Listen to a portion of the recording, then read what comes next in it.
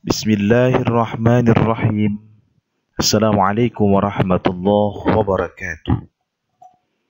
Alhamdulillahirabbil alamin. Wassalatu wassalamu ala asyrafil anbiya'i wal mursalin sayyidina wa nabiyyina wa maulana Muhammadin wa ala alihi wa sahbihi wa barik wasallim ajma'in. Amma ba'd. Anak-anakku sekalian, peserta didik kelas 8 yang berbahagia, apa kabarnya pada hari ini? Kita kembali bertatap muka pada pembelajaran daring online kita. Mudah-mudahan selalu dalam keadaan sehat walafiat. Baik anak-anakku sekalian, jangan lupa untuk konfirmasi kehadiran pada aplikasi pembelajaran e-learning kita agar tidak dianggap tidak hadir pada pembelajaran online kita pada hari ini.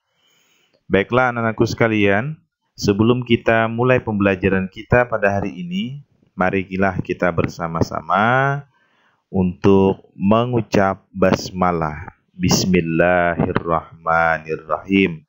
Mudah-mudahan pembelajaran kita pada hari ini berjalan maksimal dan bisa dipahami segala materi-materi yang akan Bapak sajikan. Baiklah anak-anakku sekalian, sebelum kita mulai pembelajaran, maka kita harus mengetahui dulu tujuan pembelajaran kita pada hari ini. Nah, yang pertama adalah menjelaskan pengertian hukum bacaan mad layyin. Jadi menjelaskan pengertian hukum bacaan mad layyin. Karena pada pertemuan yang pertama kita sudah membahas tentang hukum bacaan mad iwad.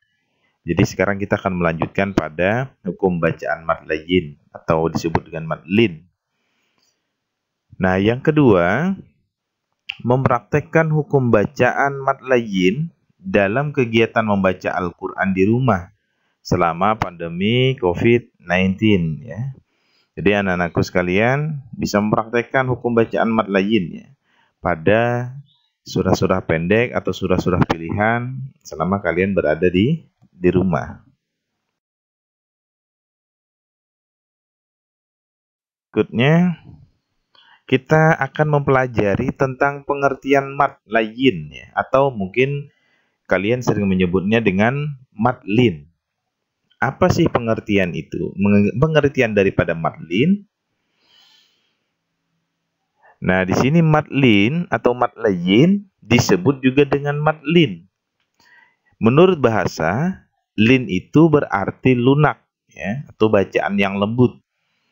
Sedangkan menurut istilah, mad layyin ialah mad yang terjadi apabila ada waw atau ya sukun dan huruf sebelumnya berharakat fathah kemudian diwakafkan.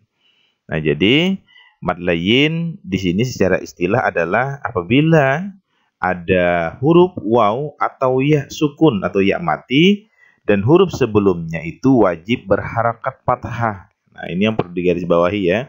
Kemudian diwakafkan atau diberhentikan atau pada akhir kalimat atau akhir ayat. Nah, cara membaca bacaan daripada mad layyin boleh dipanjangkan sepanjang 2 harakat atau 4 harakat atau 6 harakat ya. Jadi kalian boleh memanjangkannya mulai dari 2 sampai kepada 6 harakat. Nah, sekarang kita akan mencoba mengkaji pada contoh ya. Nah, di sini ada beberapa contoh mad layyin atau mad lin yang akan Bapak sajikan. Nah, yang pertama, nah, di sini kalian bisa lihat semua ya. Tolong disimak. Bapak akan bacakan contoh bacaan mad layyin. Yakni tadi kita mengetahui, nah di sini ada mad layyinnya yaitu ya sukun atau ya mati. Di depannya ada huruf kha yang berharakat daripada fathah ya. Baik, Bapak akan bacakan contohnya. Biyadikal khair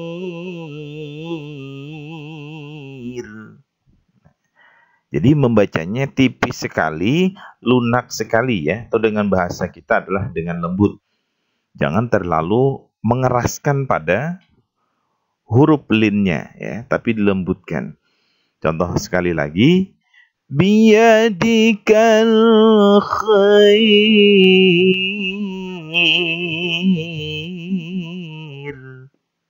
Nah, itu contoh yang pertama. Nah, sekarang contoh yang kedua. Nah, ini kalian mungkin sudah sering membaca ya. Ini terdapat dalam Quran surah Quraisy. Baik, bacaannya begini. Ini di sini ada waw mati, di depannya ada huruf kha berharakat fathah. Nah, sebenarnya huruf di hadapan yang berhadapan atau sebelum daripada waw sukun ya. Sebelum waw sukun tidak mesti huruf kha. Ini hanya contoh saja. Intinya dia harus berharakat fathah. Nah, contoh bacaannya adalah wa amanahum min khauf.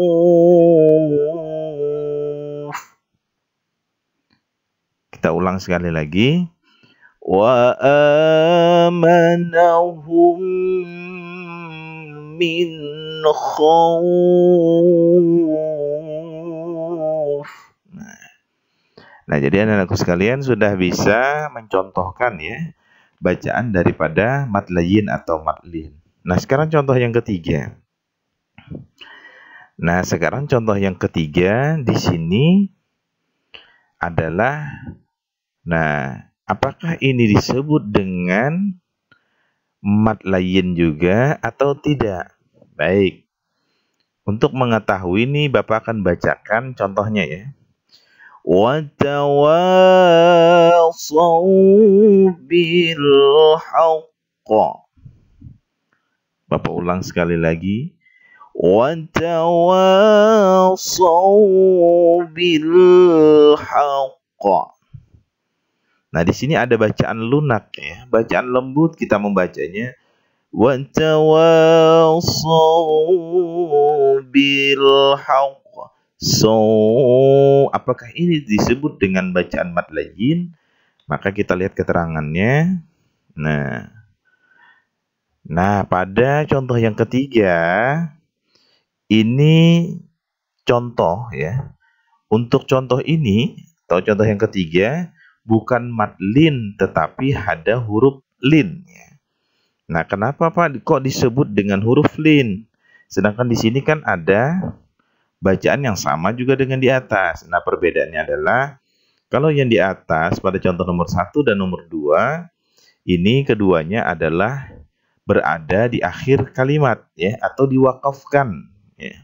Nah, sedangkan ini dia tidak berada pada wakaf dan tidak dimatikan. Maka di sini tidak dimatikan yaitu pada huruf sesudahnya. Maka ini bukan disebut dengan mad layyin tetapi huruf lin, yaitu pada waw mati dan sebelumnya ada huruf yang berharakat dengan fathah. Nah, anak-anakku sekalian, sampai di sini mungkin sudah bisa memahami ya tentang contoh daripada mad lin atau dengan disebut dengan mad layyin. Nah, di sini ada warning, perhatian ya. Nah, apa sih yang diperhatikan? Nah, di sini ada pernyataan huruf lin terjadi apabila ada huruf waw atau ya berharakat sukun dan huruf sebelumnya berharakat fathah serta dibaca wasal atau tidak wakaf. Nah, dibaca wasal di sini maksudnya adalah diteruskan dan tidak wakaf. Maka contoh di sini ya bisa Bapak sajikan di sini contohnya adalah, nah ada 3. Nah, ini bukan mad layyin atau mad lin, tapi dia hanyalah huruf lin ya. Ini yang perlu diperhatikan. Jadi tidak semua nanti yang kalian baca itu adalah mad layyin. Maka ini karena berada di wasal ya, atau diteruskan pada bacaan selanjutnya. Contoh qaumahum.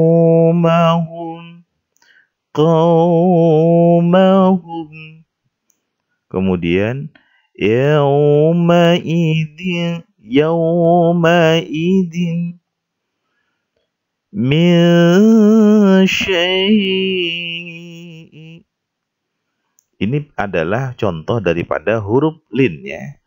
Nah, jadi membacanya pun lembut. Qaumahum. Ya. Jangan qaumahum. Itu terlalu kita kasar membacanya. Jadi harus dilembutkan pada bacaan mad layyin ini. Nah, anak-anak sekalian, mudah-mudahan dari apa yang sudah Bapak jelaskan ini bisa kalian pahami. Dan nanti kalau ada pertanyaan yang kurang jelas pada materi kita pada pembelajaran hari ini, silahkan kalian bertanya pada timeline kita, yakni timeline kelas kita di aplikasi e-learning, itu pada pembelajaran daring online kita, kalian bisa bertanya hal-hal yang belum dipahami. Baiklah anak-anakku sekalian, demikian yang dapat Bapak sampaikan pada pembelajaran kita hari ini. Mohon maaf apabila ada kesalahan. Sampai berjumpa pada pembelajaran berikutnya. Thank you, attention. Dan marilah kita tutup pembelajaran kita dengan bersama membaca hamdalah. Alhamdulillahirabbil alamin. Wassalamualaikum warahmatullahi wabarakatuh.